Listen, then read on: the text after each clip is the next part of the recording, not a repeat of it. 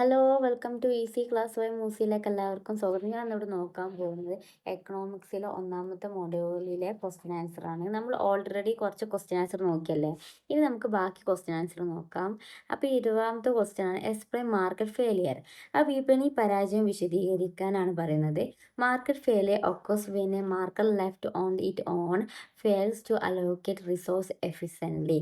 അതായത് നമ്മൾ ഒരു മാർക്കറ്റ് മുന്നോട്ട് കൊണ്ടുപോകുമ്പോൾ അതിലെന്തെങ്കിലും കുറവോ അല്ലെങ്കിൽ അത് മുന്നോട്ട് കൊണ്ടുപോകാൻ പറ്റാത്ത അവസ്ഥയിലാവുന്നതിനാണ് നമ്മൾ മാർക്കറ്റ് ഫെയിലിയർ എന്ന് പറയുന്നത്. അതിലേക്ക് നയിക്കുന്ന കുറച്ച് കാര്യങ്ങളാണ് ഇനി പറയുന്നത്. ഷോർട്ടേജസ്, അതായത് സാധനത്തിൻ്റെ കുറവ്, അല്ലെങ്കിൽ സർപ്ലസസ് ഓർ നെഗറ്റീവ് എക്സ്റ്റർണാലിറ്റീസ്. അപ്പോൾ എന്താ നെഗറ്റീവ് എക്സ്റ്റർണാലിറ്റീസ് കൊണ്ട് ഉദ്ദേശിക്കുന്നത്, അതായത് നമ്മളിപ്പോൾ ഒരു ഷോപ്പ്, ഇപ്പോൾ ഒരു മാർക്കറ്റ് നടത്താമെന്ന് വിചാരിച്ചോ. നമ്മുടെ ഉള്ളിലൊക്കെ നല്ല വൃത്തിയും നല്ല ക്ലീനും എല്ലാ സാധനവും കാര്യമൊക്കെ ഉണ്ട്. പക്ഷേ അതിൻ്റെ എക്സ്റ്റേണൽ ആയിക്കാണ്ടില്ല കാര്യം നോക്കുമ്പോൾ, അതിൻ്റെ പുറത്ത് നമ്മൾ നോക്കുമ്പോൾ, ഇപ്പോൾ ഉദാഹരണം പറയുകയാണെങ്കിൽ കുറച്ച് ഇവിടെ സ്മെല്ലുണ്ട്. അതായത് വേസ്റ്റൊക്കെ ഇട്ടുകൊണ്ട് കടൻ്റെ തൊട്ടടുത്ത് തന്നെ വേസ്റ്റും കാര്യമൊക്കെ ആയിക്കാണ്ട് സ്മെല്ലുണ്ടെങ്കിൽ ആൾക്കാർക്ക് അങ്ങോട്ട് വരാൻ എന്താവില്ല, താല്പര്യം ഉണ്ടാവില്ല അല്ലേ. അപ്പോൾ അതൊക്കെ മാർക്കറ്റ് ഫെയിലിയറിൽ വരുന്ന കാര്യമാണ്. അപ്പം നമ്മൾ എല്ലാം കൂടി നോക്കി നല്ല രീതിയിൽ കൊണ്ടുപോയാൽ മാത്രം നല്ല രീതിയിൽ മാർക്കറ്റ് പോകും എന്നാണ് ഇവിടെ പറയുന്നത്. ഇനി നമുക്ക് അടുത്ത ക്വസ്റ്റ്യൻ നോക്കാം. What do you mean by standard of living? ജീവിത നിലവാരം എന്നതുകൊണ്ട് നിങ്ങൾ എന്താണ് ഉദ്ദേശിക്കുന്നത്? Standard of living refers to the level of wealth, comfort and material goods available to people in a particular area or country. ജീവിത നിലവാരം എന്നത് ഒരു പ്രത്യേക പ്രദേശത്തോ രാജ്യത്തിലോ ഉള്ള ആളുകൾക്ക് ലഭ്യമായ വെൽത്ത്, സുഖ സൗകര്യങ്ങൾ, ഭൗതിക വസ്തുക്കൾ എന്നിവയുടെ നിലവാരത്തെ സൂചിപ്പിക്കുന്നു. അപ്പോൾ ഇതൊക്കെ ഉള്ള ഒരു സ്ഥലത്ത്, നല്ല ആരോഗ്യവും കാര്യങ്ങളൊക്കെ ഉള്ള ഒരു സ്ഥലത്ത് നമുക്ക് അവിടെ എന്തുണ്ടാവുമല്ലോ, അപ്പോൾ സ്റ്റാൻഡേർഡ് ഓഫ് ലിവിങ് ഉണ്ടെന്ന് നമുക്ക് പറയാൻ പറ്റുമല്ലോ. It emphasises factors like income, employment, housing and access to external services. അതായത് വരുമാനം, തൊഴിൽ, പാർപ്പിടം, ആവശ്യ സേവനങ്ങളിലേക്കുള്ള പ്രവേശനം തുടങ്ങിയ ഘടകങ്ങളെ ഇത് ഉൾക്കൊള്ളുന്നു. അതായത് അപ്പോൾ വെൽത്തും കാര്യങ്ങളൊക്കെ ഉണ്ടാവണം, നമുക്ക് എന്തൊക്കെ വേണം? അപ്പോൾ നല്ല ഇൻകം വേണം, നല്ല ക്യാഷും കാര്യമൊക്കെ വേണമല്ലേ. അതേപോലെ നല്ല ഒരു വർക്ക് വേണം, പിന്നെ നല്ലൊരു ഹോം വേണം. നല്ല നിലക്ക് നമുക്ക് നല്ലൊരു ജീവിതം, ഒരു സ്റ്റാൻഡേർഡ് ആയിട്ടുള്ള ജീവിതം നമുക്കുണ്ട് എന്ന് പറയാൻ പറ്റും എന്നാണ് ഇവിടെ പറയുന്നത്. ഇനി ഡിഫൈൻ പ്രൊഡക്ടിവിറ്റി. ഇനി പ്രൊഡക്ടിവിറ്റി എന്താണെന്നാണ് പറയുന്നത്. അപ്പോൾ പ്രൊഡക്ടിവിറ്റി എന്ന് പറഞ്ഞാൽ നമ്മൾ ഒരു വസ്തു അല്ലെങ്കിൽ നമ്മളൊരു കാര്യം ചെയ്യുമ്പോൾ അത് നമ്മൾ എത്ര ടൈം വെച്ച് നമ്മൾ എത്ര പ്രൊഡക്റ്റീവായി ചെയ്യുന്നതിനെയാണ് നമ്മൾ പ്രൊഡക്ടിവിറ്റി എന്ന് പറയുക. അപ്പോൾ സാധാരണയായി തൊഴിലാളി അല്ലെങ്കിൽ മൂലധനം പോലെയുള്ള ഇൻപുട്ടിൻ്റെ യൂണിറ്റിന് ഉൽപ്പാദിപ്പിക്കുന്ന ഉൽപ്പാദനം, നമ്മൾ എത്ര നേരം വെച്ച് അത് നമ്മൾ ചെയ്യുന്നുണ്ടോ അതിനെയാണ് നമ്മൾ പ്രൊഡക്ടിവിറ്റി, നമ്മൾ എത്ര സ്മാർട്ടായി ചെയ്യുന്നത് അതിനെയാണ് നമ്മൾ പ്രൊഡക്ടിവിറ്റി എന്ന് പറയുന്നത്. ഇനി നമുക്ക് അടുത്ത ക്വസ്റ്റ്യനിലേക്ക് പോവാം. What do you mean by productive capacity of the economy? ഒരു സമ്പദ് വ്യവസ്ഥയുടെ ഉൽപ്പാദന ശേഷി എന്നതുകൊണ്ട് നിങ്ങൾ എന്താണ് അർത്ഥമാക്കുന്നത്? ഇനി ആൻസറാണ്. The productive capacity of the economy refers to the maximum amount of goods and services it can produce using it available resource and technology. ഒരു സമ്പദ് വ്യവസ്ഥയുടെ ഉൽപ്പാദന ശേഷി അതിൻ്റെ ലഭ്യമായ പ്രൊഡക്റ്റീവായിക്കാണ്ട് സാങ്കേതിക വിദ്യയുടെ ഉപയോഗിച്ച് ഉൽപ്പാദിപ്പിക്കാൻ കഴിയുന്ന പരമാവധി ഗുഡ്സ് ആൻഡ് സർവീസിൻ്റെ അളവിനെ സൂചിപ്പിക്കുന്നതാണ്. ഇനി നമുക്ക് അടുത്ത ക്വസ്റ്റ്യൻ നോക്കാം. What are the social safety nets? അപ്പോൾ സാമൂഹിക സുരക്ഷാ വലങ്ങൾ എന്തൊക്കെയാണ്? അപ്പോൾ social safety nets are programs and policies designed to produce financial support and essential services to individuals and families in need, aiming to reduce poverty and economic hardship. അതായത് ദാരിദ്ര്യം, സാമ്പത്തിക ബുദ്ധിമുട്ടുകളും കുറക്കാൻ ലക്ഷ്യമിട്ട് ആവശ്യമുള്ള വ്യക്തികൾക്കും കുടുംബങ്ങൾക്കും സാമ്പത്തിക പിന്തുണക്കും ആവശ്യ സേവനങ്ങളും നൽകാൻ രൂപകൽപ്പന ചെയ്ത പ്രോഗ്രാമുകളും നയങ്ങളുമാണ് സാമൂഹ്യ സുരക്ഷാ വലകൾ എന്ന് പറയുന്നത്, അല്ലെങ്കിൽ സോഷ്യൽ സേഫ്റ്റി നെറ്റ് എന്ന് പറയുന്നത്. ഇനി നമുക്ക് അടുത്ത ക്വസ്റ്റ്യൻ നോക്കാം. Explain the policy of monetary expansion in the economy. ഒരു സമ്പദ് വ്യവസ്ഥയിലെ പണവിപുലീകരണ നയം വിശദീകരിക്കാനാണ് പറയുന്നത്. നമുക്ക് നോക്കാം. Monetary expansion is a policy where a central bank increases the money supply and lower interest rates to stimulate economic activity often to boost growth and reduce unemployment. അതായത് സാമ്പത്തിക പ്രവർത്തനങ്ങളെ ഉത്തേജിപ്പിക്കുന്നതിനായി ഒരു കേന്ദ്ര ബാങ്ക് പണലഭ്യത വർദ്ധിപ്പിക്കുകയും പലിശ നിരക്ക് കുറയ്ക്കുകയും ചെയ്യുന്ന ഒരു നയമാണ് പണവിപുലീകരണം എന്ന് പറയുന്നത്, അല്ലെങ്കിൽ പോളിസി ഓഫ് മോണിറ്ററി എക്സ്പെൻഷൻ എന്ന് പറയുന്നത് കേട്ടോ. ഇനി നമുക്ക് അടുത്ത ക്വസ്റ്റ്യൻ എന്താണെന്ന് നോക്കാം. ഇനി 26ാമത്തെ ക്വസ്റ്റ്യനാണ് വാട്ട് ഈസ് ഇൻഫ്ലക്ഷൻ. അപ്പോൾ എന്താണ് പണപ്പെരുപ്പം? അപ്പോൾ inflation is the rate it which the general level of prices for goods and service rises upon purchasing power. അതായത് പറയുകയാണെങ്കിൽ ഇപ്പം നമ്മുടെ എല്ലാ സാധനത്തിനും എല്ലാ വസ്തുക്കൾക്കും ഒക്കെ വില കൂട്ടല്ലേ, ഈ ഗവൺമെൻറ് വില കൂട്ടുന്നതിനെയാണ് പണപ്പെരുപ്പം എന്ന് പറയുന്നത്. ഇതുകൊണ്ട് എന്താ പ്രശ്നം ഉണ്ടാക്കുക? സാധനങ്ങൾ വാങ്ങുന്നതൊക്കെ കുറയുമല്ലേ. അപ്പോൾ നല്ല വില കൂടി സാധനങ്ങൾ നമ്മൾ വാങ്ങാൻ നമ്മൾ ഭയങ്കര ബുദ്ധിമുട്ടാവും ഈ പാവപ്പെട്ട ആൾക്കാരൊക്കെ. ഉദാഹരണം പറയുകയാണെങ്കിൽ ഇപ്പോഴത്തെ കാലം വെച്ച് നോക്കുകയാണെങ്കിൽ എല്ലാ സാധനത്തിനും റേറ്റ് ആണല്ലേ.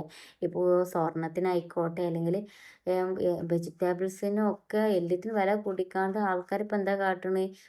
കുറച്ച് സാധനം മാത്രമല്ല വാങ്ങുന്നത്.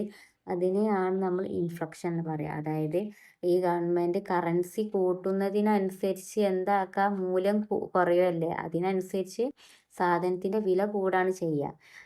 അപ്പം ആൾക്കാർ എന്താവും, വാങ്ങുന്നത് കുറയുമെന്നാണ് ഇവിടെ പറയുന്നത്. ഇനി നമുക്ക് അടുത്ത ക്വസ്റ്റ്യൻ നോക്കാം. Write a note on Phillips curve. അതായത് ഫിലിപ്സ് കർവിനെ കുറിച്ച് ഒരു കുറിപ്പ് എഴുതാനാണ് പറയുന്നത്. The Phillips curve represent the inverse relationship between inflation and unemployment. It suggest that lowest employment in the economic trace to be associating with the higher inflation. അതായത് Phillips curve പണപ്പെരുപ്പവും തൊഴിലില്ലായ്മയും തമ്മിലുള്ള വിപരീത ബന്ധത്തെ പ്രതിനിധീകരിക്കുന്നു. അപ്പോൾ ഒരു സമ്പദ് വ്യവസ്ഥയിലെ കുറഞ്ഞ തൊഴിലില്ലായ്മ ഉയർന്ന പണപ്പെരുപ്പവുമായി ബന്ധപ്പെട്ടിരിക്കുന്നു ഇത് സൂചിപ്പിക്കുന്നു. അതായത് ഫിലിപ്സ് കർവ് എന്ന് പറയുന്നത് എന്താണ് നമുക്ക് ആ ഒരു കർവിൽ കാണിച്ചു തരുന്നത്? പണപ്പെരുപ്പം കൂടുന്നതിനനുസരിച്ച് തൊഴിലില്ലായ്മ കുറയാണല്ലോ ചെയ്യുക. എല്ലാവർക്കും ജോലി കിട്ടും, കാരണം ഒരുപാട് സാധനം ഉണ്ടാക്കേണ്ടി വരുമല്ലോ. അപ്പോൾ ഒരുപാട് ജോലി കിട്ടുമെന്നാണ് ആ ഒരു ഫ്ലോ ചാർട്ടിൽ നമുക്ക് കാണിച്ചു തരുന്നത്.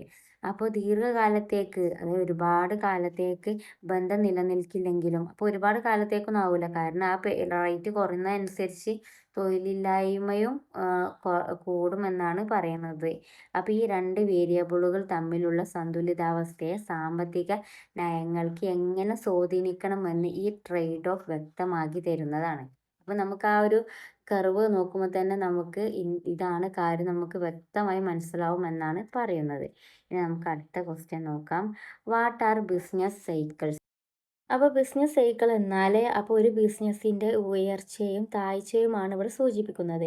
അപ്പോൾ fluctuations in economic activity characterised by periods of extension and contraction in the economy. അതായത് ഈ എക്കണോമിയിൽ ബിസിനസ് എന്ന് പറയുന്നത് ഇപ്പോൾ ഉയർച്ച മാത്രം അല്ലെങ്കിൽ താഴ്ച മാത്രം എന്ന രീതിയിൽ ഉണ്ടാവില്ല. ചിലപ്പോൾ ഉയർച്ച ഉണ്ടാവും, അല്ലെങ്കിൽ ചിലപ്പോൾ താഴ്ച ഉണ്ടാവും, അല്ലെങ്കിൽ നല്ല മുന്നോട്ട് പോകും, അല്ലെങ്കിൽ നല്ല മുന്നോട്ട് പോകില്ല എന്ന രീതിയിലായിരിക്കും ബിസിനസ് ഉണ്ടാവല്.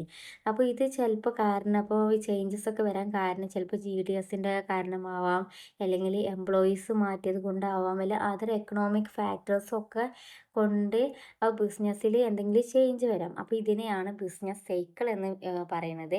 ഇനി നമുക്ക് അടുത്ത ക്വസ്റ്റ്യനിലേക്ക് പോവാം. അപ്പോൾ there exist A business trade off between inflections and unemployment in the short run. അപ്പോൾ കമൻറ്റ്. അപ്പോൾ ഹ്രസ്വകാലത്തേക്ക്, അതായത് 2-3 വർഷത്തേക്ക് പണപ്പെരുപ്പവും തൊഴിലില്ലായ്മയും തമ്മിൽ ഒരു അടിസ്ഥാന വ്യാപാരം നിലവിലുണ്ടോ എന്നാണ് ചോദിച്ചത്. അപ്പോൾ in the short run the trade off between inflation and unemployment is illustrated by the Phillips curve, which suggests that policies aimed at the reducing unemployment can lead to higher inflations and vice versa. അതായത് അപ്പം ദീർഘകാലത്തേക്ക് നിലനിൽക്കില്ല, കാരണം അങ്ങോട്ടും ഇങ്ങോട്ടൊക്കെ മാറും. അല്ലെങ്കിൽ പണപ്പെരുപ്പവും തൊഴിലില്ലായ്മയും തമ്മിലുള്ള വ്യാപാരം ഫിലിപ്സ് കർവിൽ നല്ല വ്യക്തമായി നമ്മൾ നോക്കിയല്ലേ ചിത്രീകരിച്ചിട്ടുണ്ട്. ഇത് തൊഴിലില്ലായ്മ കുറയ്ക്കാൻ ലക്ഷ്യമിട്ടുള്ള നയങ്ങൾ ഉയർന്ന പണപ്പെരുപ്പത്തിന് തിരിച്ചും നയിക്കുമെന്ന് സൂചിപ്പിക്കുന്നു. എന്നിരുന്നാലും മാറിക്കൊണ്ടിരിക്കുന്ന കാര്യങ്ങളാണ് ഇത്. കാരണം ഇപ്പോൾ പണപ്പെരുപ്പം എന്ന് പറഞ്ഞാൽ ചിലപ്പോൾ കുറയും. അത് ചിലപ്പോൾ കാലം കൊണ്ട് ഉദ്ദേശിക്കുന്നത് എന്താ 2-3 വർഷം മാത്രമാണ് ചിലപ്പോൾ. അതങ്ങോട്ട് ചിലപ്പോൾ പണം അടിച്ചിറക്കുന്നത് കുറവാക്കും. അതേപോലെ തൊഴിലില്ലായ്മ കൂടുകയും ചെയ്യും. കാരണം പിന്നെ ജോലി എല്ലാവർക്കും കൊടുക്കാൻ വേണ്ടി പറ്റൂലല്ലേ. കാരണം മൂല്യം കൂടില്ല പണത്തിന്. അപ്പോൾ ഇതിനെയാണ് അപ്പം ഈ ആൻസർ എന്ന് പറയുന്നത്. നമുക്ക് അടുത്ത ക്വസ്റ്റ്യൻ നോക്കാം. ഇനി അടുത്ത ക്വസ്റ്റ്യൻ ആണ്, what are the fundamental lessons learn from the basic principle of how people make decisions. The fundamental lessons അപ്പോൾ അതായത് ആളുകൾ എങ്ങനെയാണ് തീരുമാനങ്ങൾ എടുക്കുന്നത് എന്ന അടിസ്ഥാന പ്രിൻസിപ്പിളിൽ നിന്ന് പഠിച്ച അടിസ്ഥാന പാഠങ്ങൾ എന്തൊക്കെയാണെന്നാണ് ചോദിക്കുന്നത്. അപ്പം ആളുകൾ എങ്ങനെയാണ് തീരുമാനങ്ങൾ എടുക്കുന്നത് എന്ന് മനസ്സിലാക്കുന്നതിൽ നിന്നുള്ള അടിസ്ഥാന പാഠങ്ങൾ തീരുമാനങ്ങൾ പലപ്പോഴും പക്ഷപാതങ്ങൾ അല്ലെങ്കിൽ വികാരങ്ങൾ, സാമൂഹിക ഘടകങ്ങൾ എന്നിവയിൽ അപ്പോൾ സ്വീകരിക്കപ്പെടുന്നുവെന്ന് തിരിച്ചറിയുന്നു. കാരണം എന്താ വെച്ചാൽ നമ്മൾ ഓരോ ഡിസിഷൻ അല്ലെങ്കിൽ ഓരോ തീരുമാനം എടുക്കുന്നത് എങ്ങനെയാണ് നമ്മളുടെ ആ ഒരു സിറ്റുവേഷൻസിനനുസരിച്ചാണ് നമ്മൾ തീരുമാനങ്ങൾ എടുക്കുന്നത്. ഇതിനും അപ്പോൾ ഉൾക്കൊണ്ടിട്ടാണ് എന്നാണ് ഇതിലൂടെ നമുക്ക് മനസ്സിലാക്കേണ്ടത്. അപ്പോൾ അതിലൂടെയാണ് നമ്മൾ ഓരോ അപ്പോൾ കാര്യങ്ങൾ നമ്മൾ പ്രിൻസിപ്പിളും നമ്മൾ തീരുമാനിക്കുന്നതാണ്. ഇനി നമുക്ക് അടുത്തത് നോക്കാം. ഇനി 31ാമത്തെ question, what are the fundamental lessons learn from the basic principles of how people interact in economy. ആ ഒരു സമ്പദ് വ്യവസ്ഥയിൽ ആളുകൾ എങ്ങനെ ഇടപഴകുന്നു എന്നതിൻ്റെ അടിസ്ഥാന തത്വത്തിൽ നിന്ന് പഠിച്ച അടിസ്ഥാന പാഠങ്ങൾ എന്തൊക്കെയാണ് എന്നാണ് ചോദിച്ചത്. The fundamental lessons are the roles of incentives in shaping behavior, the balance between supply and demand, and the way market naturally adjusts up to reach equilibrium. അപ്പോൾ സ്വഭാവം രൂപപ്പെടുത്തുന്നതിൽ പ്രോത്സാഹനങ്ങളുടെ പങ്ക്, അതേപോലെ വിതരണവും ഡിമാൻഡുകളും തമ്മിലുള്ള സന്തുലിതാവസ്ഥ, വിപണികൾ സന്തുലിതാവസ്ഥയിലെത്താൻ സ്വാഭാവികമായി ക്രമീകരിക്കുന്ന രീതി എന്നിവയാണ് അടിസ്ഥാന പാഠങ്ങൾ എന്ന് പറയുന്നത്. ഇനി നമുക്ക് അടുത്ത ക്വസ്റ്റ്യൻ നോക്കാം. What are the fundamental lessons learn from the basic principle of how the economy has a whole works.